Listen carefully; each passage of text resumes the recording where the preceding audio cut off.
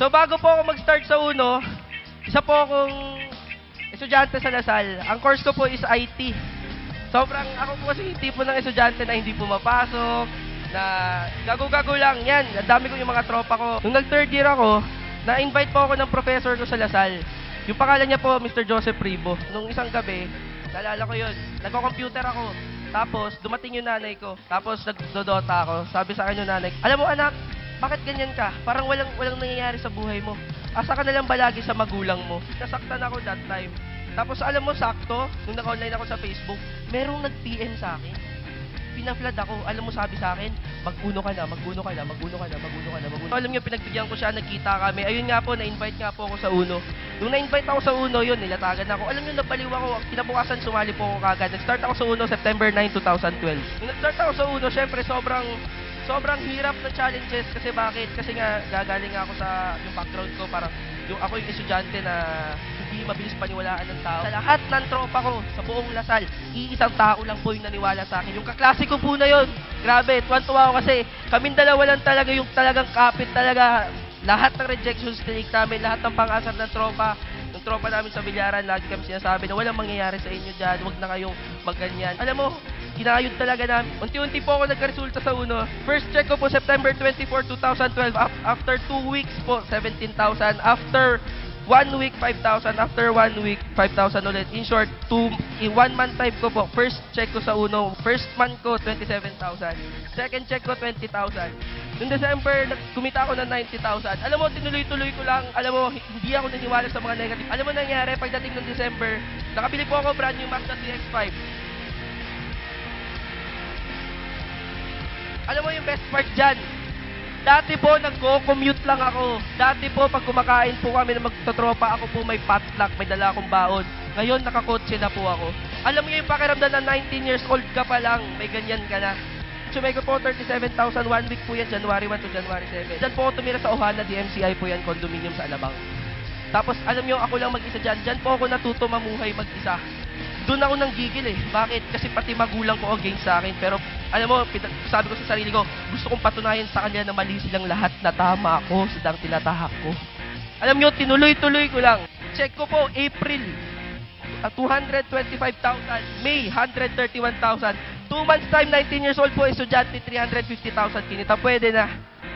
Nakabili po ako ng sarili kong bahay sa Avida Settings. Sobrang ganda nung blessing kasi bakit ang gusto ko po mangyari, pangarap ko para sa magulang ko, naabot ko po yung Millionaire's Club in just 8 months. Naging top earner po ako ng uno. Alam nyo, bukod sa pera na kinita ko sa uno, yung pinakamasarap dyan, yung pagmamahal ng magulang at respeto ng magulang. Hindi mababayaran ng pera. Nung na-aksidente ako, nung kinuha ko nung ambulansya, sabi ko, hindi sarili ko yung hinahanap. Sinasabi ko, buhay pa ba ako? Hindi eh. Yung kotse ko, okay ba? Yung kotse ko, kamusta? Oo, maayos pa ba yun? Bakit? Kasi alam mo yung pakiramdam na lahat na pinaghirapan mo nawala ng isang pagkakamali lang. Eh, parang feeling ko, susuko na ako. Parang sabi ko nga sa sarili ko yung dati, parang ayoko na, hindi ko na kaya. Gusto ko na mag-quit. Alam mo, andyan lahat ng mga leaders ko, yung mga downlines ko, sabi nila sa akin, kailangan ka namin. Maraming kailangan ng tulong mo. Upline, huwag kang sumuko. Tutulungan ka namin. Sabi nila sa akin, tara, bangon tayo ulit.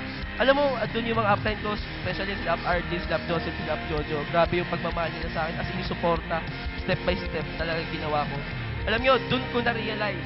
Isa akong natutunan na hindi ko natutunan sa eskwelahan. Doon ko na-realize na ang buhay nakadesign para matuto tayo. So, buti na lang nadapa ako. Bakit? Kasi natutunan kong bumangon ulit. After 3 months, nakabili po ako brand new na Toyota 86.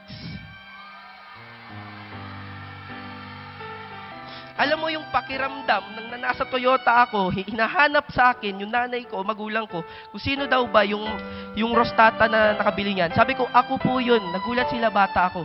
Alam mo, ang sarap sa pakiramdam na bumibili ka ng sasakyan sa kasa, na hindi akalain na yung edad na yan, pwede palang bumili ng ganyang klaseng sasakyan. Kung sumuko ako, nung natumba ako dati, siguro walang Alden Rostata nagsasalita sa harapan nyo ngayon. September 9, 2012 ako nag-start sa uno. Nakuha ko yung sasakyan ko September 12, 2013. Kung titingnan mo, 1 year. Yan po ang resulta ng estudyanteng to. Pwede na. Kaya nga, sa lahat ng estudyante dito, sinasabi ko sa inyo, huwag kayong huminto mangarap. Bakit? Kasi ako na po nagsasalita sa harapan niyo yung sasabi, lahat po posible. Bakit ako nag-uno? Simple lang. Kasi yung magulang ko, ano sabi sa akin? Anak, wala ka bang papatunguhan sa buhay mo? Alam mo, ngayon sinabi ko sa kanila, Mami, ito na po ako.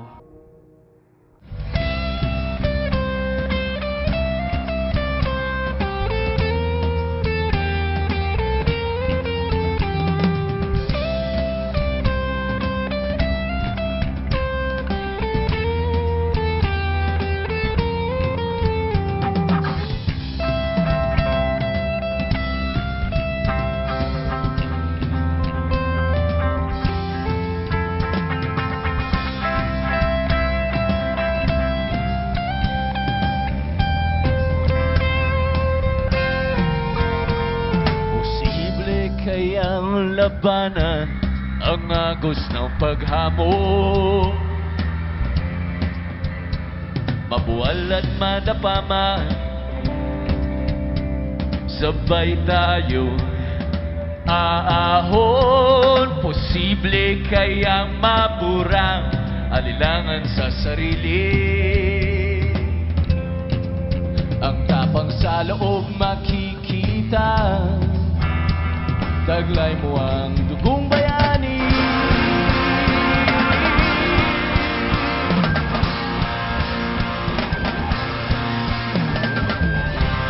Sulong laban, huwag uurong. Pakinggan sa iyong puso ang sigaw na natibulong.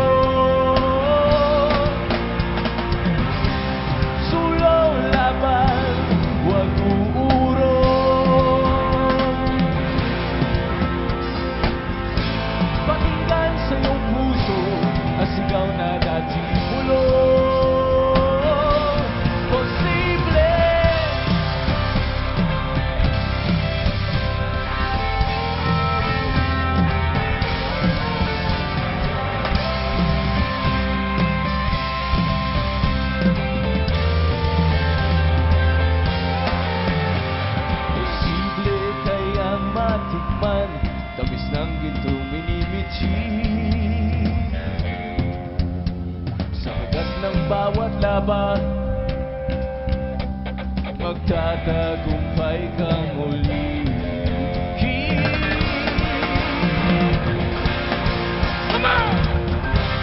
Sulong laban, huwag uurong.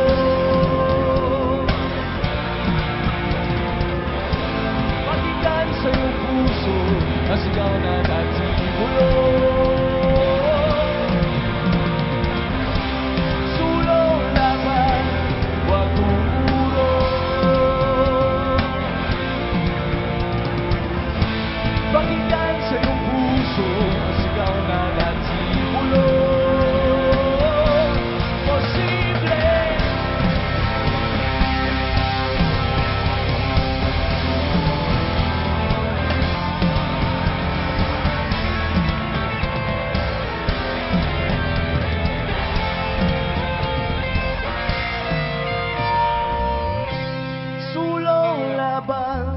Huwag uurong.